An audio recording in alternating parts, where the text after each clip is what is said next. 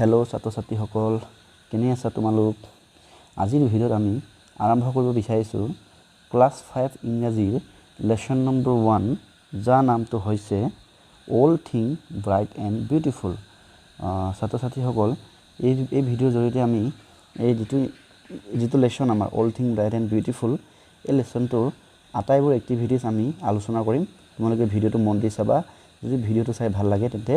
ভিডিঅ'টো লাইক এটা কৰি দিবা ঠিক আছে আৰু চেনেলটো সাবস্ক্ৰাইব কৰি থৈ দিবা পিছলৈ এনেকুৱা ধৰণৰ ভিডিঅ' তোমালোকে পাই থাকিবা ঠিক আছে আমি এটা ভিডিঅ'টো আৰম্ভ কৰো তো আমাৰ আজি পঢ়িবলগীয়া বিষয়টো হ'ল ক্লাস 5 ৰ ইংলিছ কিতাপখনৰ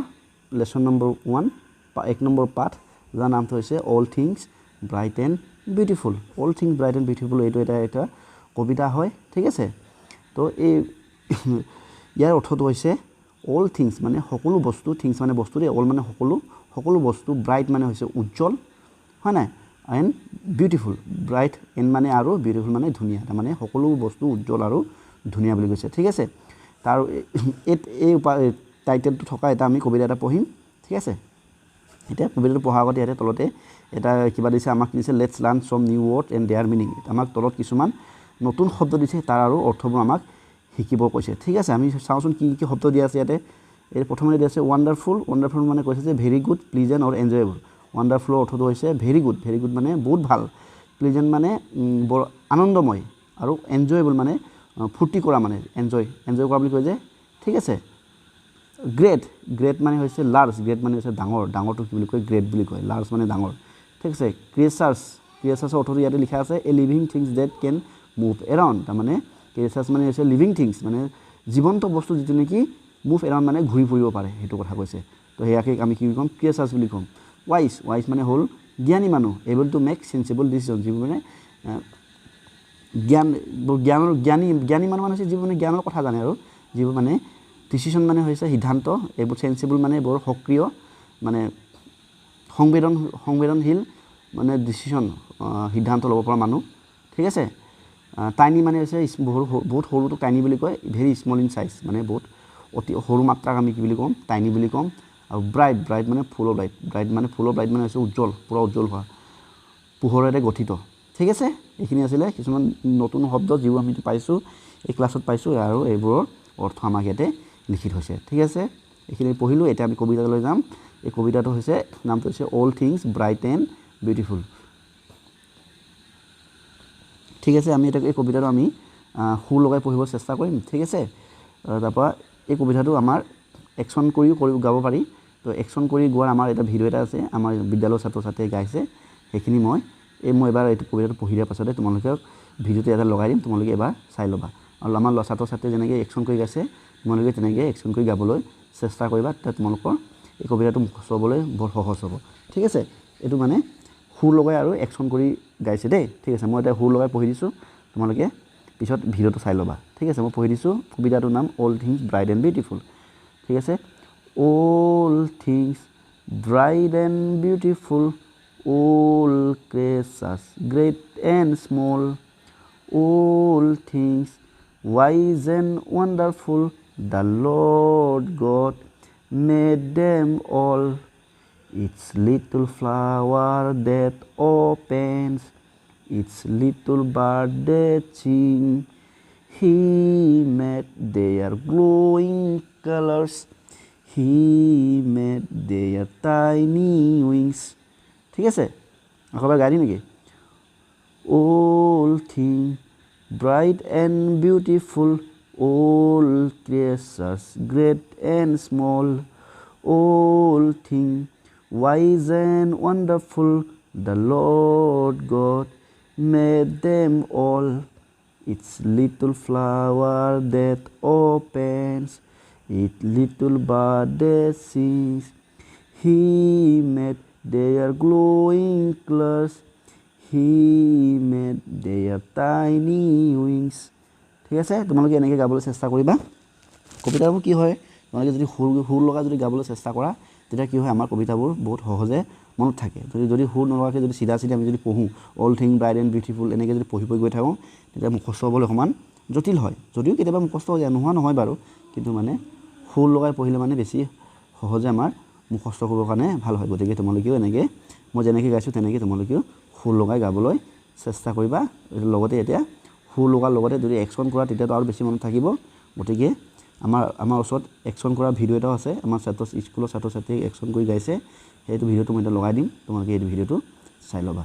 ঠিক আছে এতিয়া ভিডিঅ'টো চাই লোৱা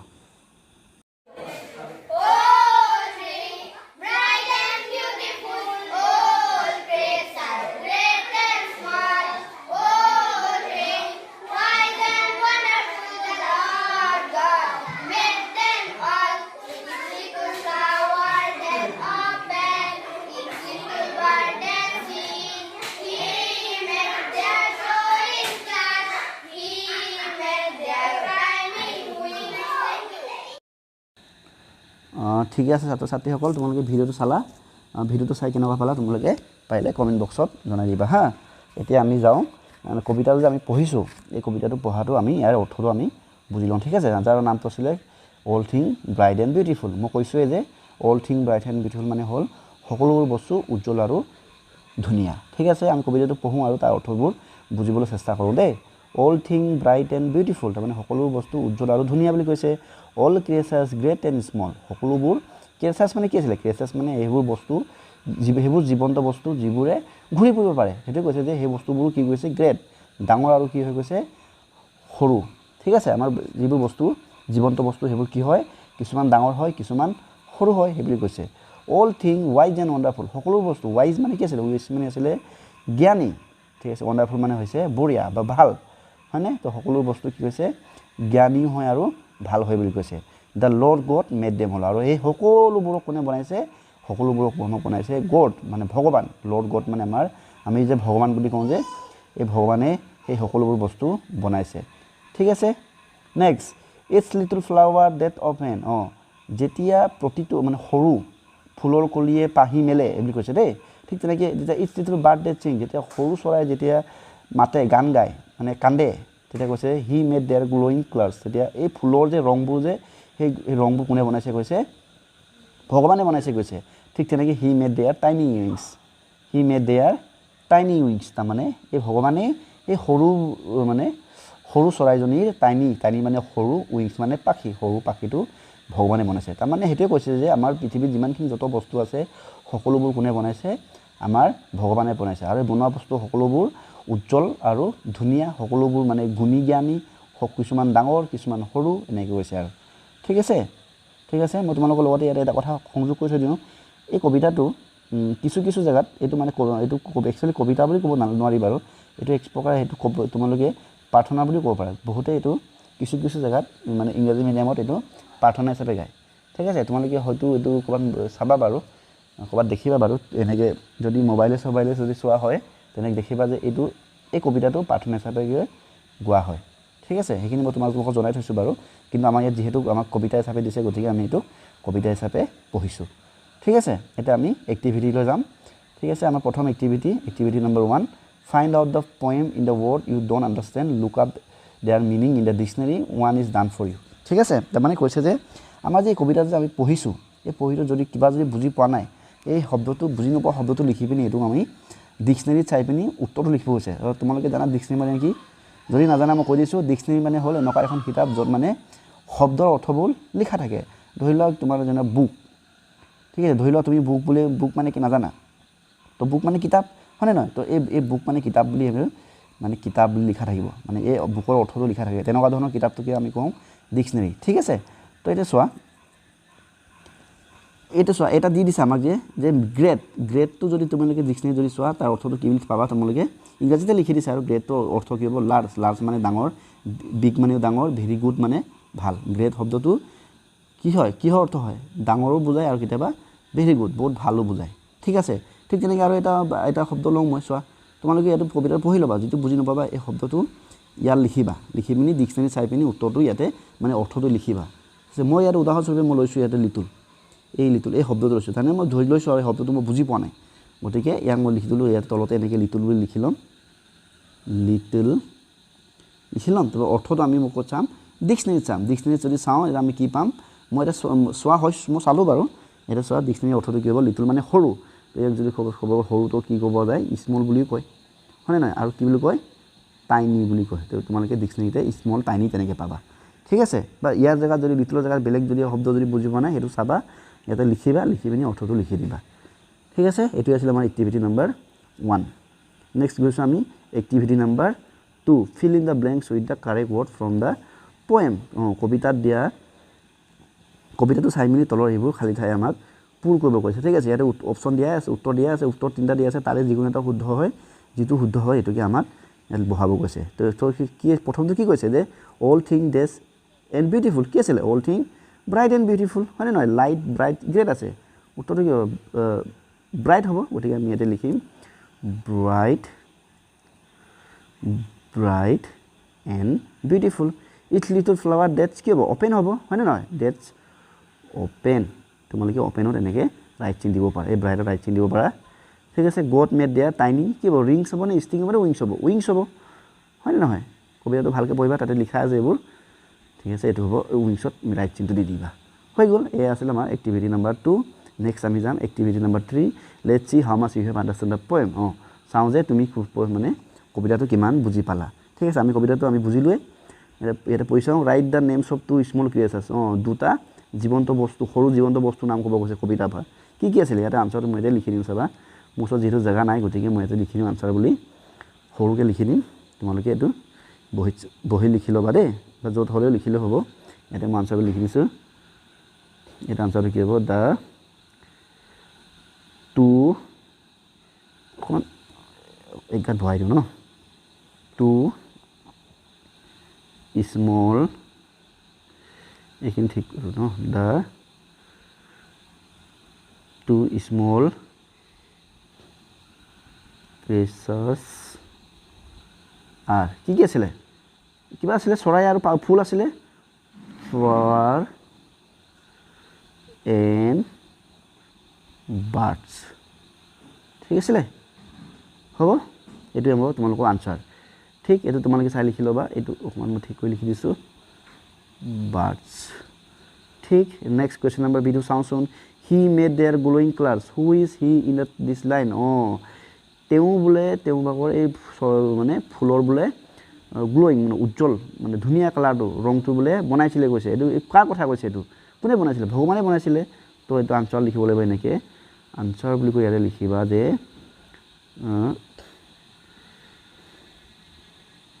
God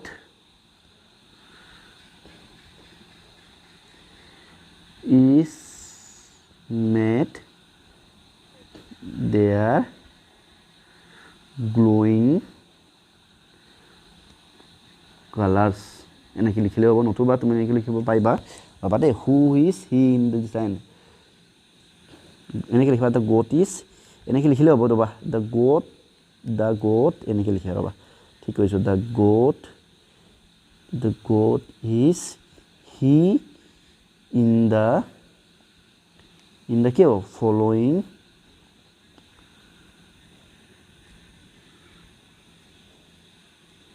লাইন এই লাইনটোত এই বাক্য শাৰীত এই শাৰী বাক্যত কাৰ কথা কৈছে হি বুলি ভগৱানৰ ঈশ্বৰৰ কথা কৈছে ফ্ল'য়িং লাইন এনেকৈ লিখি দিবা ঠিক আছে দেখিছা নাই নিশ্চয় দেখিছে চাগে অকণমান ডাঙৰ কৰি দিছোঁ the god is he in the following লিখি এবভ লাইন লিখি দিয়া ঠিক আছে এবভ ওপৰৰ লাইনটোত এবভ লাইন এনেকৈ লিখিলে হ'ল ঠিক আছে নেক্সটটো কি কৈছে চি নাম্বাৰটো he made their tiny wings who is their in their this line তেওঁ বোলে সিহঁতৰ সৰু উইংছ বনাইছিলে সৰু পাখি বনাইছিলে কাৰ কথা কৈছে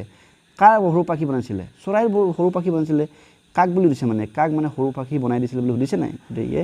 এইটো হ'ব এনেকৈ লিখিব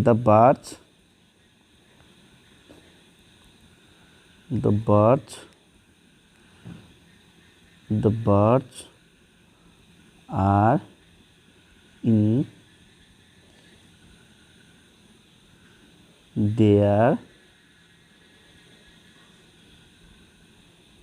the line এনেকৈ লিখিলে হ'ব ঠিক আছে চাই লোৱা জুম কৰিছোঁ the birds are there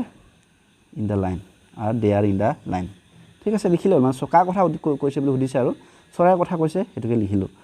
next DT চোৱা what are the things that God has made ভগৱানে কি বনাইছে বুলি কৈছে ভগৱানে তো সব বনাইছে গতিকে God made এনেকৈ লিখিব লাগিব God made all things and ভগৱানে সকলো বস্তু আৰু সকলোবোৰ ক্ৰিয়েচাৰ্ছ all creatures ভগৱানে the God made all things and creatures লিখিলে হ'ল ঠিক আছে ভগৱানে সকলোবোৰ মানে ভগৱানে সকলো বস্তু বনাইছে আৰু ঠিক আছে things মানে বস্তু creatures মানে জীৱে ঘূৰি ফুৰিব পাৰে হয় নে নহয় তো the God made all things and creatures ঠিক আছে ই নম্বৰ লাষ্ট প্ৰশ্ন why does the poet praise God in this poem ভগৱান এই কবিতাটোত কবিয়ে ভগৱানক কিয় প্ৰাৰ্থনা কৰিছে কিয় প্ৰাৰ্থনা কৰিছে কাৰণ ভগৱানে সকলো বস্তু বনাইছে নাই তেনেকৈ লিখিবা answer the poet praise God in this poem because God made everything লিখিলে everything ভগৱানে সকলো বস্তু বনাইছে এখানে everythings everythings এনেকৈ লিখিলে ঠিক আছে অকমান ডাঙৰ কৰি দিছো এখিনি চাই লবা তোমালোকে এখিনি তোমালোকে বহি লিখি লবা দেই ঠিক আছে এটা আমি নেক্সট দুছে activity number 4 circular rhyming word in the each group rhyming word মানে তোমালোকে জানা নহয় একে সুৰৰ শব্দ যেনেকৈ এটা ইয়াতে আছে all small হয় না নহয় বা ওয়ান্ডারফুল বিউটিফুল এই দুটা চোৱা কোনতে লাষ্টৰ সুৰকেইটা একে হৈছে না ওয়ান্ডাৰফুল আৰু বিউটিফুল লাষ্টৰ দুটাতে ফুল হৈছে না তো এনেকুৱাবোৰ শব্দকে আমি কওঁ একে সুৰৰ শব্দ তো এই আকৌ ইয়াকে কয় ইংৰাজীত ৰাইমিং ওয়াৰ্ড গতিকে চোৱা ইয়াতে স্মল বিউটিফুল অল আছে ৰাইমিং ওয়াৰ্ড কেইটা কোনকেইটা হ'ব ৰাইমিং ওয়াৰ্ড কেইটা হ'ব আমাৰ বিউটিফুল এণ্ড অল বিউটিফুল নহ'ব ৰবা এইটো ভুল ক'লো নহয় বিউটিফুল নহয় স্মল এণ্ড অল হবে স্মল এণ্ড অল এটা কৈছোৱাচোন স্মল এণ্ড অল একে সৰু হৈছে না স্মল অল লাষ্ট দুটাতে ল হৈছে হয় নহয় তো স্মল এণ্ড অল দুটা কি হ'ব ৰাইমিং হ'ব ঠিক তেনেকৈ ওয়ান্ডাৰফুল আৰু বিউটিফুল হ'ব ওয়ান্ডাৰফুল বিউটিফুল সাৰ্কুল কৰিব কৈছে না এইকেইটা এনেকৈ তোমালোকে গোল কৰি দিবা ইয়াত কি মাইট কালাৰ ব্ৰাইট কি হ'ব তো মাইট আৰু কি হ'ব মাইট আৰু ব্ৰাইট হ'ব হয়নে ঠিক তেনেকৈ উইংছ অপেন সিংস কি হ'ব উইংছ এণ্ড সিংস হ'ব উইংছ এণ্ড সিংস ঠিক আছে next question activity number 5 complete the word web with the things you find in the garden তলতে ইয়াতে জাল এখন দিছে হয়নে নহয় শব্দৰ জাল বুলি কৈছে ইয়াতে আমি গাৰ্ডেন মানে বাগিচা এখনত কি পাওঁ এইখিনি আমাৰ লিখিব কৈছে ইয়াতে কিছুমান বস্তুবোৰৰ নামবোৰৰ অকণ আধাকে এনেকৈ দুইটা এলফাবেট দি থৈ আছে আমি এইখিনি উলিয়াব লাগে গতিকে এইটো কি হ'ব প্ৰথমটো হ'ব এইটো হ'ব বাটাৰফ্লাই বাগিচাত কি হ'ব পখিলা থাকে নাই গতিকে এইটো হ'ব বাটাৰফ্লাই এইটো কি হ'ব গাৰ্ডেনাৰ এটা মালি থাকে বাগিচাত গাৰ্ডেনাৰ এইটো হ'ব গাৰ্ডেনাৰ নেক্সট কি হ'ব ফুল বাগিচাত কি থাকে হনি বি থাকে মানে মৌমাখি থাকে হনি বি ঠিক আছে ইয়াত কি ফুল আৰু বাগিচাত কি থাকিব ট্ৰি থাকে গছ-গছনি থাকে ট্ৰিজ ঠিক আছে নেক্সট হ'ব এইটো কি এইটো হ'ব গ্ৰাছ হপাৰ হ'ব ফৰিং থাকে তো এইটো আমি লিখিম গ্ৰাছ হপাৰ লাষ্টত এইটো কি হ'ব এইটো হ'ব ফ্লাৱাৰ ফুল থাকে বাগিচাত এইটো হ'ব এফটো আছে গতিকে ইয়াত হ'ব LOER ফ্লাৱাৰ ঠিক আছে এইখিনি হ'ব তোমালোকৰ আনসাৰ এক্টিভিটি নম্বৰ 5 চাই লোৱা এবাৰ ঠিক আছে নেক্সট আমি গৈছো এক্টিভিটি নম্বৰ 6 এটা চোৱা write the word that rhyming with the first two sweet feet আৰু নেক্সট কি হ'ব ৰাইমিং ৱৰ্ড কি হ'ব ৰাইমিং ৱৰ্ড হ'ব মিট হ'ব হয় না সুইট ফিট মিট এইবোৰ একে ৰাইমিং ৱৰ্ড হ'ব নাই থিং সিং আৰু কি হ'ব চিন্তা কৰা উইং হ'ব উইং মানে পাখি হয় নহয় থিং সিং উইং ঠিক তেনেকৈ মুড ফুট গুড লিখিব পাৰা গুড হয় নহয় ৰাইমিং ৱৰ্ড হ'লে হ'ল অল কোল বোল্ড লিখিব পাৰা BOLD বোল্ড হয় নহয় এইবোৰ হৈছে ৰাইমিং ৱৰ্ড ঠিক আছে তোমালোকে বেলেগও লিখিব পাৰা এইটোৱে লিখিব লাগে বুলি কথা নাই বেলেগ যদি পোৱা বেলেগও লিখি দিব পাৰা ঠিক আছে 7 নম্বৰটো চাওঁ ৰিড দ্য ফলোইং তলখিনি পঢ়িব কৈছে little drops of water tiny drops of water small drops of water তাৰমানে চোৱা লিটল ড্ৰপছ অফ ৱাটাৰ মানে কি সৰু এটা পানীৰ টোপাল টাইনি ড্ৰপছ অফ ৱাটাৰ মানে কি সেইটো একে কি বুজাইছে সৰু পানীৰ টোপাল আৰু স্মল ড্ৰপছ অফ ৱাটাৰ মানে কি বুজাইছে সৰু পানীৰ টোপাল ইয়াত প্ৰতিটোতে কি আছে এটা লিটল আছে এটা টাইনি আছে এটা স্মল আছে তাৰমানে কিন্তু হ'লেও গোটেইবোৰ অৰ্থটো কি হৈছে সৰু হোৱাটোৱে কৈছে সৰু মানে সৰু পানীৰ টোপাল বুজাইছে ঠিক আছে তাৰমানে কি হৈছে এইটো হয় কিছুমান শব্দ বেলেগ বেলেগ শব্দ হয় কিন্তু তাৰ অৰ্থটো একে থাকে যেনেকৈ লিটল টাইনি স্মল এইবোৰৰ শব্দবোৰ বেলেগ কিন্তু সিহঁতৰ অৰ্থবোৰ একেই লিটল মানে সৰু টাইনি মানে সৰু স্মল মানে সৰু ঠিক আছে তো সেইটোকে কৈছে the word little tiny small have the same meanings in the this sentence এই বাক্যবোৰতে লিটলে হওক টাইনিয়ে হওক স্মলে হওক এটাইবোৰে একেটা অৰ্থকে বুজাইছে অৰ্থটো কি সৰু let's learn some more word that have the same or nearly the same meaning এনেকুৱা আৰু কিছুমান আমি শব্দ শুনো শব্দ জানো যিবোৰৰ মানে একে অৰ্থ বা নহ'লে প্ৰায় ওচৰা ওচৰিকৈ অৰ্থবোৰ থাকে এনেকুৱা যেনেকৈ প্ৰীতি মানে প্ৰীতি নহয় বিউটিফুল মানে ধুনীয়া আৰু বিউটিফুল আৰু কি ক'ব আমি তাক আমি প্ৰীতি বুলি ক'ব পাৰোঁ প্ৰীতি মানে হৈছে ধুনীয়া বা নাইচ মানে হৈছে ধুনীয়া ঠিক আছে গ্ৰেট মানে হৈছে ডাঙৰ তো গ্ৰেটক আৰু আমি কি বুলি ক'ব পাৰোঁ লাৰ্জ বুলি ক'ব লাৰ্জ মানে হৈছে ডাঙৰ আৰু বিগ মানে হৈছে ডাঙৰ ৱাইজ মানে হৈছে আমাৰ জ্ঞানী মানুহৰ কি হয় ক্লেভাৰো হয় বুদ্ধিয়কো হয় আৰু ইণ্টেলিজেণ্টো হয় বুদ্ধিমানো হয় হয়নে নহয় এইবোৰ চব একে অৰ্থ ৱাণ্ডাৰফুল মানে বঢ়িয়া লভলি মানে বঢ়িয়া ডিলাইটফুল মানে হৈছে বঢ়িয়া ঠিক আছে হৈছে নেক্সট আমি এক্টিভিটি নম্বৰ 8ত গৈছোঁ we can also' think of many new word from a given word such a sun one is done for you ইয়াতে কি হৈছে এই ছান লগাই কিছুমান শব্দ সংযোগ হৈ পিনি আমি দুটা মানে শব্দ সংযোগ ৱৰ্ড মানে সংযোগ কৰি এটা ৱৰ্ড বনাব পৰা যেনেকৈ এইটো ছান আৰু বান যদি ইউজ কৰি এইটো কি হ'ব ছান বান হ'ব হয়নে নহয় এইটো কয় ছান বান ঠিক আছে ছান আৰু লাইট হ'লে লাইট যদি সংযোগ কৰোঁ তেতিয়া কি হ'ব এইটো ছানলাইট সূৰ্যৰ পোহৰক কয় ছানলাইট ঠিক আছে ছান বানটো হৈছে সূৰ্যৰ গৰম যিটো মানে ঠিক আছে ইফালে ছানশ্বাইন ছান আৰু চাইন মিলিলে কি হ'ব এইটো হ'ব ছান আৰু দে কি হ'ব ছানডে মানে হ'ল দেওবাৰ হয় নহয় ছানফ্লাৱাৰ ছান আৰু ফ্লাৱাৰ মিলি ছানফ্লাৱাৰ হ'লে বেলি ফুল ছান ৰেইজ সূৰ্যৰ কিবা ৰশ্মি এইটো হ'ব ছান ৰেইজ ঠিক আছে তো এইটো আছিলে আমাৰ কৈছে এক্টিভিটি নম্বৰ 8 নেক্সট গৈছোঁ আমি এক্টিভিটি নম্বৰ 9 ৱৰ্ড চেইন মানে শব্দৰ মানে চেইন আছে এইটো use the last letter to begin with the next word it's new word should be a something you find in the nature the first one is done for you ইয়াতে কেনেকৈ হৈছে চোৱা প্ৰথমটো হৈছে আমাৰ কি আছে ফ্লাৱাৰ এই ফ্লাৱাৰ শব্দটো লাষ্টত কি হৈছে ইয়াতে আৰ আছে নাই তো আৰৰ পৰা আৰম্ভ হোৱা বেলেগ এটা শব্দ লিখিছে আৰু এই গোটেইবোৰ শব্দ কিহৰ লগত জড়িত আমাৰ প্ৰকৃতিৰ লগত জড়িত বুলি কৈছে ঠিক আছে ফাইন ইন নেচাৰ কৈছে ঠিক আছে চোৱা এটা ফ্লাৱাৰ পিছত ফ্লাৱাৰ প্ৰথম শব্দটো আছে লাষ্ট যিটো এলফাবেট আছিলে আৰ গতিকে ইয়াৰ নেক্সট যিটো ৱৰ্ড আমি লিখিছোঁ তাৰ ষ্টাৰ্টিং এলফাবেটটো হৈছে আৰ বুজি পালা নাই এইটো ফ্লাৱাৰ লাষ্ট এটা কি লিখিলোঁ ৰেবিট এতিয়া ইয়াৰ লাষ্ট এলফাবেটটো কি টি এতিয়া আমি কি লিখিম টি পৰা আৰম্ভ হোৱা ৱৰ্ড লিখিম এতিয়া এই যে এই ভিতৰত যে আছে এইকেইটা ভিতৰৰ পৰা আমি চাই লিখিম ইয়াত টি পৰা আৰম্ভ হোৱা কি আছে থ্ৰী আছে থাণ্ডাৰ আছে টেডপল আছে যিকোনো এটা লিখিলোঁ মই লিখিলোঁ থ্ৰী কি লিখিছোঁ থ্ৰী এইটো লিখিছোঁ তাক গোল চিন দিছোঁ ইয়াতে লিখিলোঁ থ্ৰী এতিয়া চাই ইয়াত লাষ্টত ক'ৰবাৰ ইয়াত শেষ হৈছে শেষ হৈ গৈছে গতিকে ই থকা শব্দ কি আছে ইয়াতে এগ আছে হয়নে নহয় ই আকৌ ইয়াত লাষ্ট শেষ হোৱা শব্দটো মানে এলফাবেটটো কি জি বৰ্ণটো জি হয়নে নহয় এতিয়া জি পৰা আৰম্ভ হোৱা ক'ত চোৱাচোন জি পৰা আৰম্ভ আমাৰ গ্ৰাছ আছে দেখিছা নহয় এইটো আমি কি লিখিম ইয়াতে গ্ৰাছ লিখিম ঠিক আছে এতিয়া ইয়াতে কি আছে লাষ্টত শেষ হৈছে এছ পৰা আৰম্ভ হোৱা শব্দ কি আছে ইয়াতে চিপ আছে আমি লিখিম চিপ ইয়াতে লাষ্টৰ শব্দটো কি আমাৰ লাষ্টৰ এলফাবেটটো পি এটা পি পৰা আৰম্ভ হোৱা কি আছে প্লাণ্ট আছে হয় নাই আমি লিখিম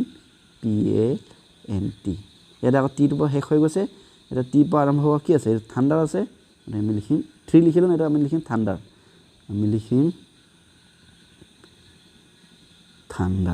ঠিক আছে ঠিক যেনেকৈ এইটো আৰৰ পৰা শেষ হৈ গৈছে এতিয়া আৰ থকা কি আছে ৰিভাৰ আছে হয়নে আমি লিখিম ৰিভাৰ আকৌ এইটো আৰতে শেষ হৈ গৈছে আৰু আৰ থকা ইয়াতে কি আছে চোৱাচোন আৰ থকা আছে ৰেড এইটো চোৱা এই RAT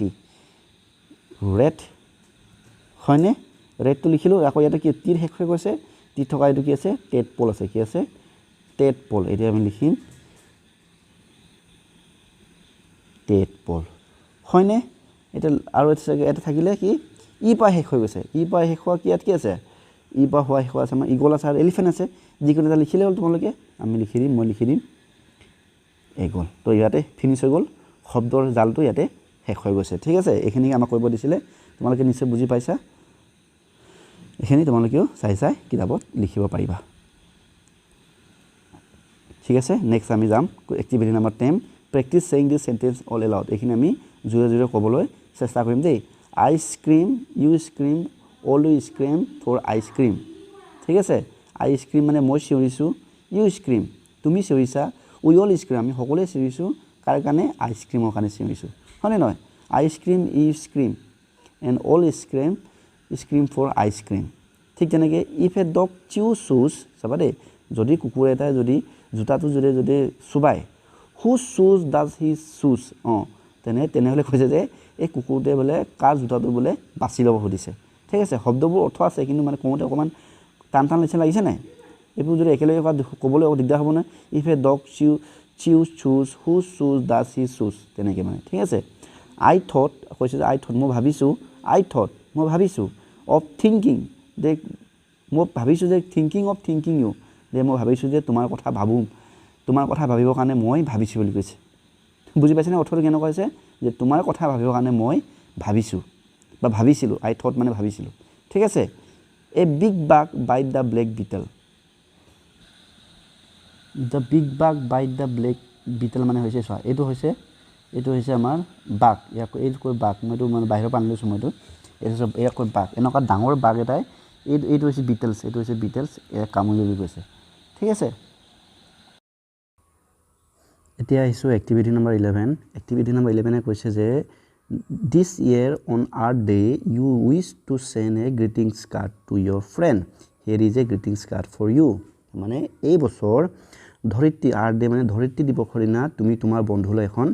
গ্ৰিটিংছ কাৰ্ড দিব বিচাৰিছা ঠিক আছে তো গ্ৰিটিংছ কাৰ্ডখনত তুমি তলতে আমাক লিখি দিছে ইয়াছ এখন হৈছে গ্ৰিটিংছ কাৰ্ড এই গ্ৰিটিংছ কাৰ্ডখন তোমাক বনাই দিছে আৰু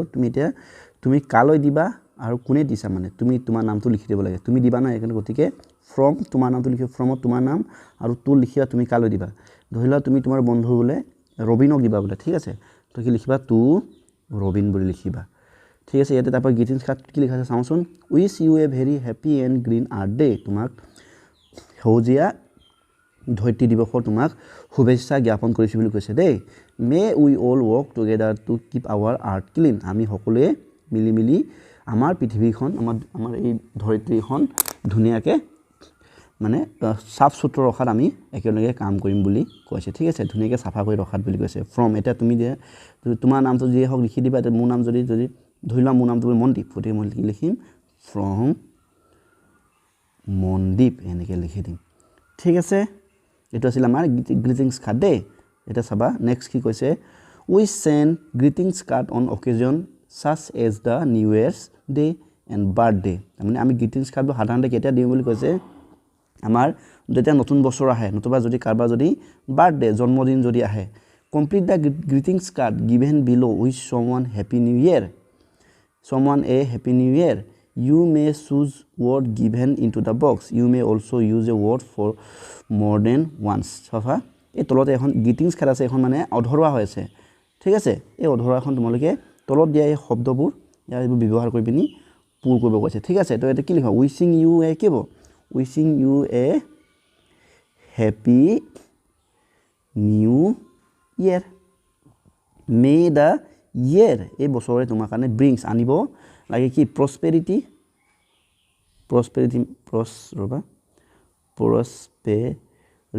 এণ্ড কি হেপিনেছ আনন্দ প্ৰস্পেৰিটি মানে সুখ আৰু শান্তি হয়নে নহয় হেপী তলত আছে নহয় হেপিনেছ টু ইয়ৰ ফেমিলি তোমাৰ পৰিয়াললৈ এই নতুন বছৰে সুখ আৰু শান্তি আনক বুলি তোমালৈ কামনা কৰি এখন কি দিছে গ্ৰিটিংছ কাৰ্ড লগৰটোলৈ লিখিছে ঠিক আছে এইটো আছিল আমাৰ এই কুৱেশ্যন নম্বৰ এক্টিভিটি নম্বৰ 11ৰ সমাধান ঠিক আছে এতিয়া আছোঁ activity number 13 read the following conversation read at the conversation changing the underlined word in their short form এই conversation ইয়াতে কথোপকথন আছে ৰুণজুন আৰু তেওঁৰ বন্ধু ৰিয়াজ আৰু ৰুণজুনৰ মাজত কথা মানে কথোপকথন চলিছে আৰু সিহঁতৰ মাজত কথা পাতিছে কিনো কথা পাতিছে আৰু যিবোৰ কথা তেওঁ ইয়াতে আণ্ডাৰলাইন দিছে এই আণ্ডাৰলাইনটো আমি কি কৰিব লাগে শ্বৰ্ট ফৰ্মত লিখিব লাগে দেই তো কৈছে ৰুণজুনে কৈছে hello' how are you hello' Runjun মানে হাই ৰুণজুন কি খবৰ বুলি সুধিছে আৰু ৰুণজুনে ৰিয়াজক সুধিছোঁ ৰিয়াজে কৈছে আই এম ফাইন এটা চোৱা এই আই এমৰ তলত কি আছে আণ্ডাৰলাইন আছে ৰ'বা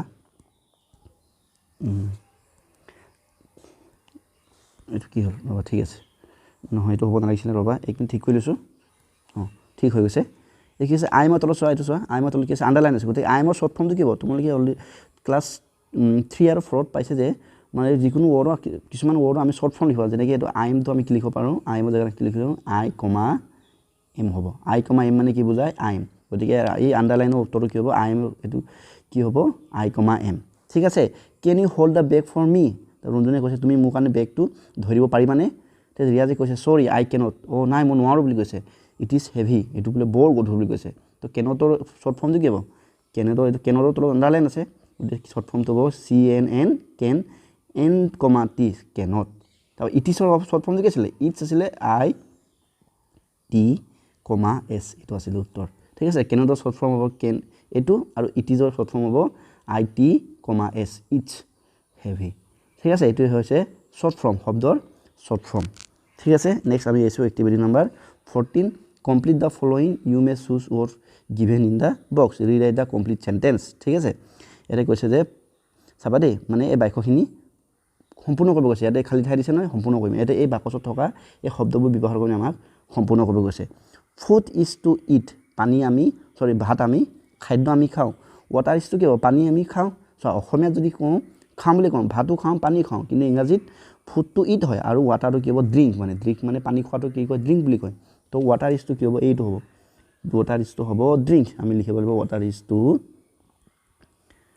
ড্ৰিংক ঠিক তেনেকৈ বাৰ্ড ইজ চিং চৰাইয়ে বোলে গান গায় ডকে কি কৰে কুকুৰে ভোকেটো ইংৰাজীত কি কয় ভোকেটো ইংৰাজীত ক'ব বাৰ্ড তাৰমানে চৰাইয়ে গান গায় এছ কুকুৰে ভোকে তো ভোকেটো ইংৰাজীত কয় বাৰ্ক তো ডগ ইজ টু বাৰ্ক হ'ব ঠিক আছে ঠিক তেনেকৈ আৰ্ট ইজ টু গড এই আমাৰ পৃথিৱীখন কোনে বনাইছে ভগৱানে বনাইছে তো মেচিন মানুহ কোনে বনাইছে মেচিন মানুহে বনাইছে মানুহক কি কয় মেন বুলি কয় গতিকে মেচিন ইজ টু মেন ঠিক আছে চাইট ইজ টু আইজ চকুৱে আমি দেখোঁ দেখোঁ স্মেল ইজ টু কি হ'ব গোন্ধ আমি কিহেৰে লওঁ গোন্ধ আমি নাকেৰে লওঁ নাকটো ইংৰাজীত কয় ন'জ এইটো ন'জ গতিকে এইটো হ'ব ন'জ লাষ্ট কি থাকিলে মানে প্ৰেয়াৰ ইজ টু প্ৰে প্ৰাৰ্থনা আমি পূজা কৰিবৰ কাৰণে প্ৰাৰ্থনা কৰোঁ তাৰপৰা কি গেম আমি কি কৰোঁ গেম খেলোঁ হয়নে নাই গেম ইজ টু প্লে এইটো হৈছে ইয়াৰ আনচাৰ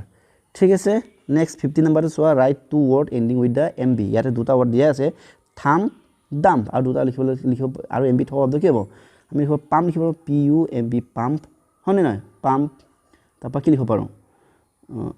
লেম্প লিখিব পাৰোঁ লেম্প MB হয়নে নহয় তো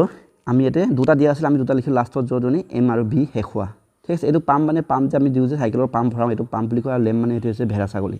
ঠিক আছে নেক্সট আমি গৈছোঁ এক্টিভিটি নাম্বাৰ 16 সে এজ ফাষ্ট এজ ইউ কেন এইখিনি তোমাক স্পীডে ক'ব কৈছে 20 পিচ 30 কিছ ঠিক আছে এইখিনি তোমাক স্পীডকে ক'ব কৈছে আৰু 20 পিচ 30 কিছ ঠিক আছে now right the name of 4 things ending with S to mean the more than ones অঁ ইয়াতে কিছুমান চোৱা এইটো 20 বি মানে হৈছে আমাৰ মৌ মাখি হয়নে নাই এছ লগাই দিয়া লৈ যে মৌ মাখিবোৰ মানে মৌ মাখি এজাক হয়নে ঠিক তেনেকৈ মটৰ পি মানে হ'ল মটৰ পি চোৱা পি বুলি যদি লিখা তাৰ অৰ্থটো হৈছে এটা মটৰৰ কথা কৈছে মটৰ আৰু পিচ যদি হ'লে হয় এটাতকৈ বেছি মটৰ এটাতকৈ যদি বেছি মটৰ হয় তেনে আমি কি বুলি ক'ম পিচ বুলি ক'ম মধুমাখি এটা হ'লে ক'ম বি ইয়াত যদি এছ যদি লাগে 20 বুলি ক'লে হ'লে কেইবাটাও মধুমাখি মানে এটাতকৈ বেছি মধুমাখি ঠিক তেনেকৈ চি মানে সাগৰ এছ লাগি গৈছে নহয় গতিকে চি চলি গ'লে কেইবাটাও সাগৰ মানে এটাতকৈ বেছি সাগৰ কি মানে চাবি এটাতকৈ বেছি হ'লে ক'ম আমি এটাতকৈ বেছি চাবি হ'লে আমি ক'ম কিছ ঠিক আছে now right the name of the 4 things ending with S to mean more than one অঁ এনেকুৱা আৰু চাৰিটা বস্তুৰ নাম লিখিব হৈছে যিটো নেকি এছৰ শেষ হৈ গৈছে আৰু সেইটোৱে মানে এটাতকৈ কেইবাটাও বেছি বুজাইছে তো আমি কেনেকৈ লিখিব পাৰোঁ লিখিব পাৰোঁ বুকছ লিখিব পাৰোঁ বুক হ'লে কিতাপ তো বুকছ হ'লে কি হ'ব কিতাপ কেইবাখনো কিতাপ হয়নে নহয় এখনতকৈ বেছি ঠিক তেনেকৈ আমি লিখিব পাৰিম এতিয়া চেয়াৰ লিখিব পাৰিম চকী চেয়াৰ্ছ হয়নে নহয় আকৌ লিখিব পাৰিম পেন হ'লে কলম এছ লগাইলে কলমবোৰ মানে কলম কেইবাটাও কলম ঠিক আছে আৰু লিখিব পাৰিম আমি চক লিখিব পাৰিম CHLK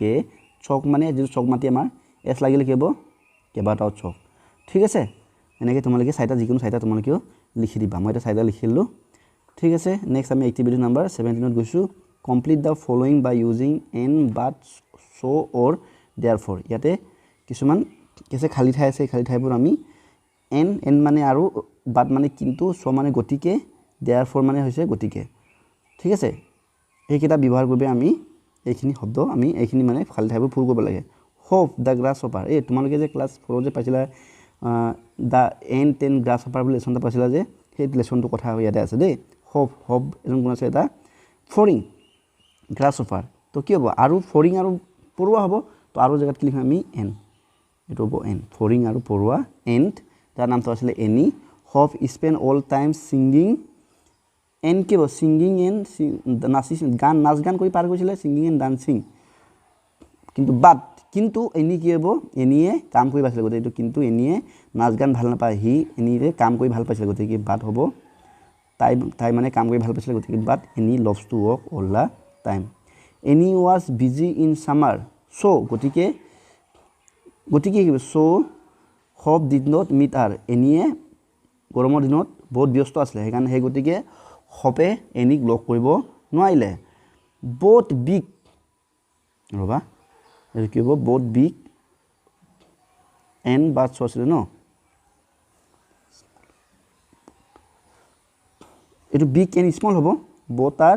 বহুত বিগ এন কি হ'ব স্মল সৰু আৰু ডাঙৰ বস্তু ক্ৰিয়েচাৰ্স are made by God but কিন্তু buildings বোৰ আমাৰ ভগৱানে বনোৱা নহয় এটো বাট হ'ব দে এটো বাট buildings are not plastic is a bad for environment plastic আমাৰ পৰিবেশৰ কাৰণে বেয়া গতিকে এই গতিকে কি হ'ব therefore হ'ব ইয়াতে কি হ'ব therefore আমি লিখিব লাগিব therefore ঠিক আছে therefore এটো ই থাকিব therefore plastic bags should not be used গতিকে আমি প্লাষ্টিক বেগ ব্যৱহাৰ কৰিব না লাগে ঠিক আছে এইখিনি আনসাৰ তোমালোকে চাই লোৱা যদি পাৰা তোমালোকেও এটো লিখি লবা ঠিক আছে নেক্সট কোৱেশ্চন নম্বৰ 18 চোৱা look carefully at the picture below find out the 6 difference in picture 2 and write them down এটো picture 1 এটো picture 2 ইয়াতে আমাক ছটা পাৰ্থক্য উলিয়াব কৈছে হয় না ছটা পাৰ্থক্য ইয়াতে কি আছে প্ৰথমে ইয়াত কি আছে এইটো বেলি আছে ইয়াত বেলি নাই তো আমি এটা কি পালো সান ইয়াতে কি আছে ডাউৰ আছে ক্লাউডছ আছে ইয়াত ক্লাউড নাই গতি কি হ'ব ক্লাউড পাঠককে লিখি দিছো ইয়াতে আৰু ইয়াতে সোৱা ভালকে সোৱা এই মানুহজনৰ টুপি পিন্ধি আছে এই মানুহজনে টুপি পিন্ধা নাই হয়নে নহয় তো আমাৰ আমি লিখিব পাৰিম যে কেপ টুপি নাই তিনটা হলে আৰু সোৱা এই ফুলটোত এতে মাছ জপিয়া আছে এতে মাছ নাই তো গতিকে আমি লিখিব পাৰিম ফিশ ঠিক তেনেকৈ ইয়াতে কি আছে লতাছ আছে পদুম ফুল আছে ইয়াতে পদুম ফুল নাই গতিকে আমি লিখিব পাৰিম যে লতাছ লিখিব পাৰো পাঁচটা হল ন আৰু কি হ'ব সোৱা এই গজুপা সোৱা এই গজুপা ইয়াত চৰাই আছে ইয়াতে চৰাই নাই গতিকে তুমি লিখিব পাৰিবা বাৰ্ড চৰাই ঠিক আছে বাৰ্ড লিখিলে হ'ব তাৰ মানে পাঠক্য কি পালো আমি বেলিটো পালো আপল ডাউৰ নাই কেব আছে এটাত কেব নাই এটাত মাছ জপিয়া আছে মাছ নাই এটাত পদুম ফুলি আছে এটাত পদুম নাই এটাত চৰাই আছে এটাত চৰাই নাই এটা তোমালোকে এনেকৈ লিখি দিবা ঠিক আছে নেক্সট গৈছো activity number 19 read this sentence about a rhinoceros write down the question you want to ask her don't forget to put the question mark ইয়াতে সোৱা এই আমাৰ গৰটো ইয়াতে উত্তৰ দিছে আৰু উত্তৰটো যদি এনেকুৱা যদি হয় প্ৰশ্নটো কেনেকুৱা হ'ব হেতু দিছে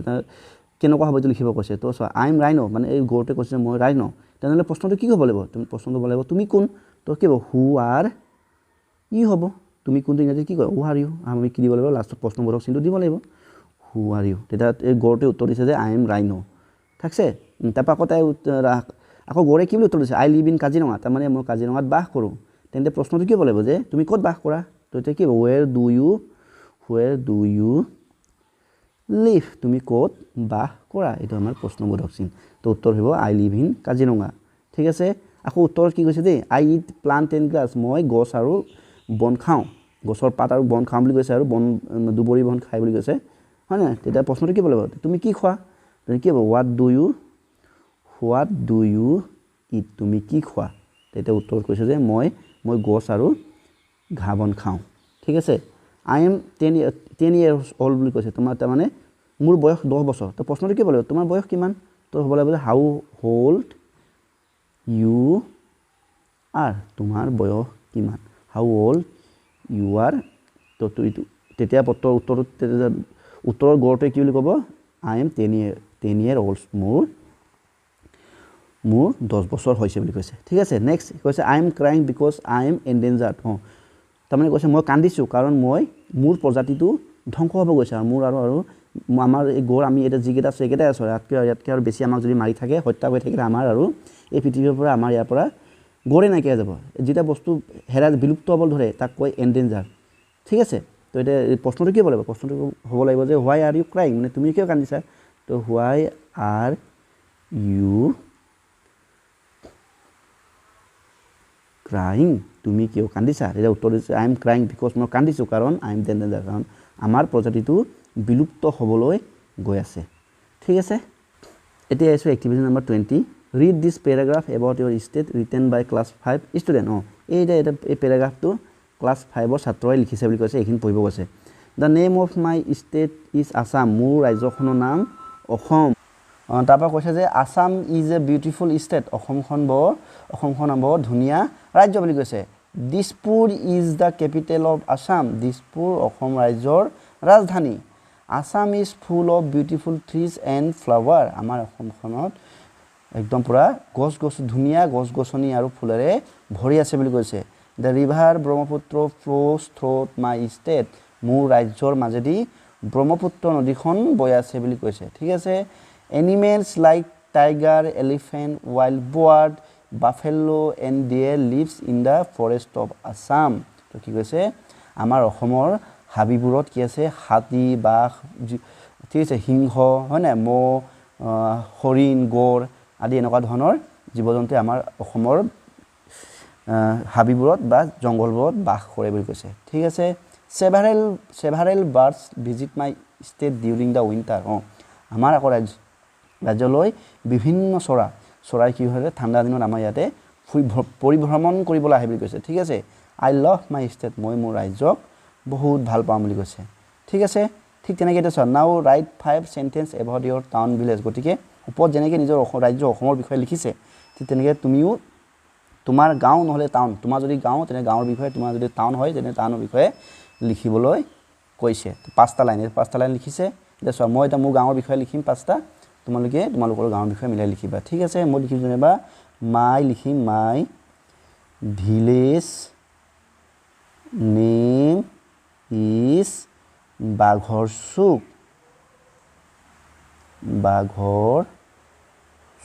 ঠিক আছে মোৰ গাঁওখনৰ নাম বাঘৰ চুক ঠিক আছে ধৰি লোৱা মোৰ গাঁওখনত বোলে দুখন বিদ্যালয় আছে এখন এল পি স্কুল আৰু এখন এম ই স্কুল তেন্তে লিখিম যে there are 2 school in our village আমাৰ গাঁৱত দুখন বিদ্যালয় আছে ঠিক আছে আকৌ 3 নম্বৰ ধৰি লোৱা আমাৰ গাঁৱৰ ওচৰতে দিখৌ নদীখন বৈ আছে তেতিয়া আমি লিখিম এনেকৈ লিখিম যে দিখৌ ৰিভাৰ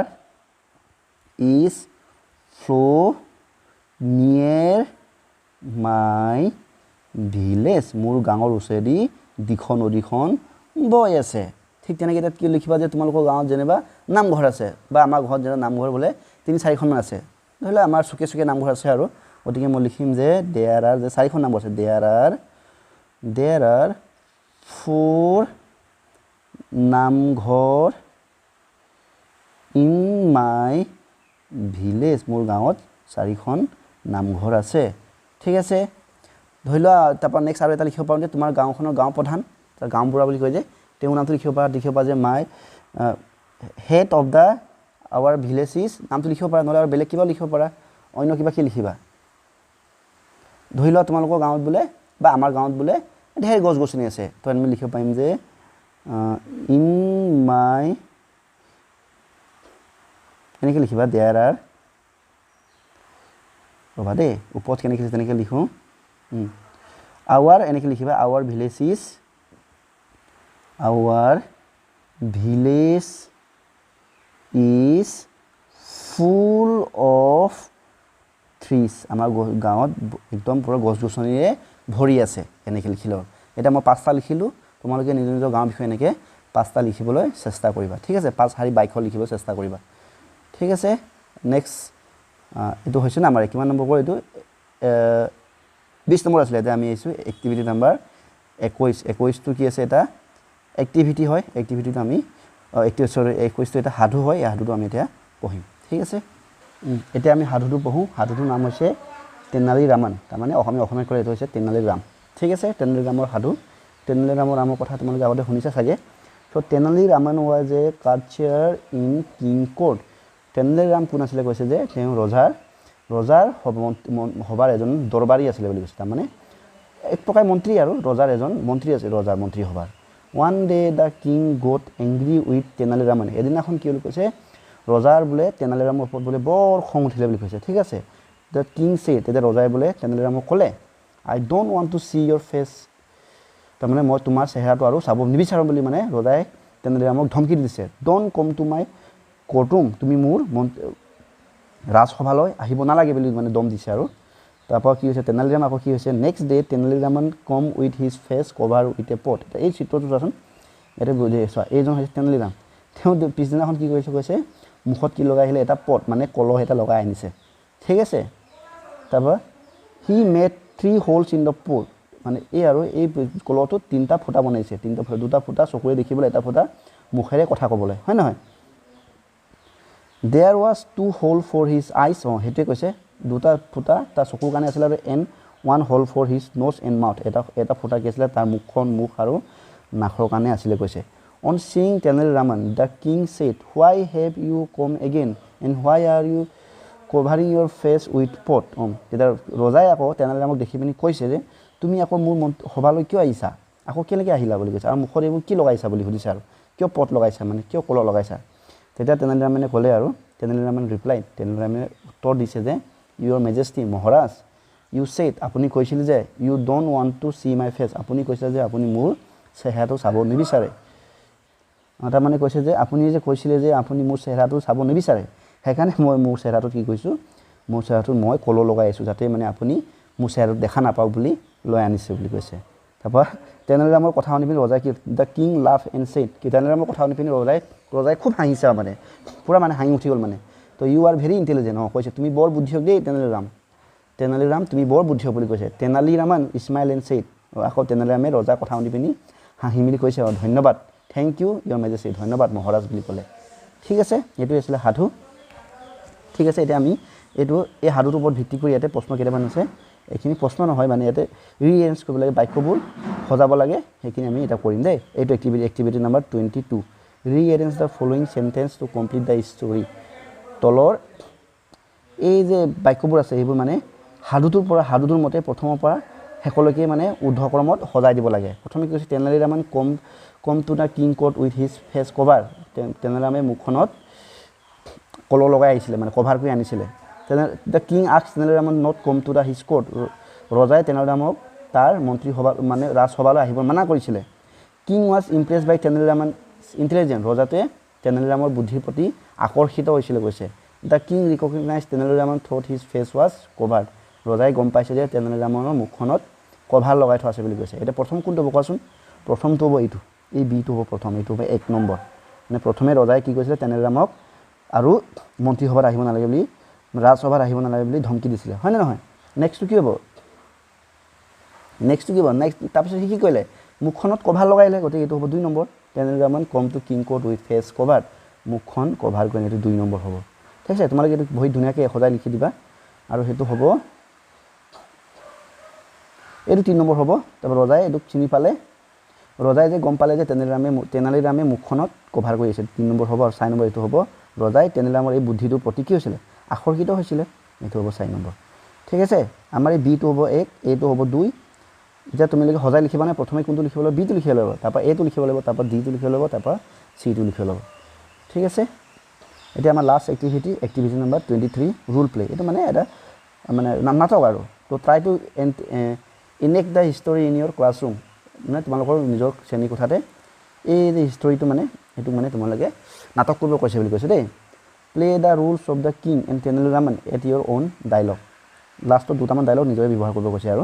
তো ৰজাই কৈছে why have you come to my court why have you come to the court why are you covering your face with the foot মানে ৰজাই এই তেনেদৰে মোক কৈছে তুমি কিয় মোৰ সভালৈ আহিছা আৰু কিয় মুখত কিয় কলহ লগাইছা কৈছে তেতিয়া ৰজাই কৈছে your majesty you said you did not want to see my face মহাৰাজ আপুনি দেখোন মোক কৈছিলে যে আপুনি মোৰ চেহেৰাটো চাব মন নাই বুলি সেইখানে মই কলহটো লগাই আহিছোঁ বুলি কৈছে তেতিয়া ৰজা you are very intelligent ৰজাই কৈছে তুমি বৰ কিন্তু বুদ্ধিয়ক দেই বুলি কৈছে তেতিয়া thank you majesty ধন্যবাদ মহাৰাজ বুলি কৈছে এটা তেওঁ ৰজাই এটা কি ক'ব পাৰে তোমালোকে নিজে চিন্তা কৰি কোৱা তো এটা ৰজাই এটা ক'ব পাৰে যে তুমি কালৰ পৰা আমাৰ সভালৈ আকৌ আহিব পাৰিবা তো কি ক'ব পাৰিবা যে you can come to my court হ'ব ন you can come to my court every day তুমি মোৰ সভালৈ সদায় আহিব পাৰিবা বুলি ৰজাই লাষ্টত কৈছে যেনিবা তেতিয়া এইটো শুনি পিনি তেনেহ'লে আমি কি ক'ব পাৰে তেনেহ'লে আমি ধন্যবাদ বুলি ক'ব আকৌ ক'ব thank you again এনেকৈ thank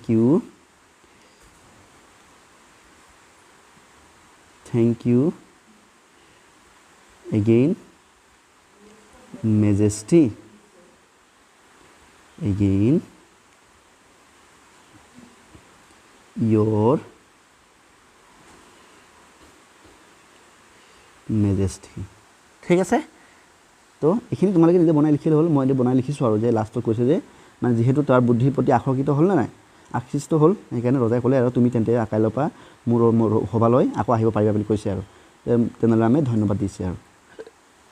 ঠিক আছে এইটোৱে আছিল আমাৰ কুৱেশ্যন নম্বৰ 1 সকলোবোৰ এক্টিভিটিছৰ আমি এক্টিভিটিছ আছিলে যাক আমি সকলোবোৰ আমি আলোচনা কৰিলোঁ তো ইয়াৰ লগে লগে আমাৰ ভিডিঅ'টো শেষ হৈ গৈছে পৰৱৰ্তী সময়ত আমি লেচন নম্বৰ 2 আলোচনা কৰিম ভিডিঅ'টো ইমান দেৰিলৈ চোৱাৰ বাবে তোমালোকক ধন্যবাদ জ্ঞাপন কৰিছোঁ যদি ভাল লাগিলে লাইক এটা কৰি দিবা লগতে চেনেলটো ছাবস্ক্ৰাইব কৰি থাকিবা আগলৈ এনে ধৰণৰ ভিডিঅ' পাই থাকিবা থেংক ইউ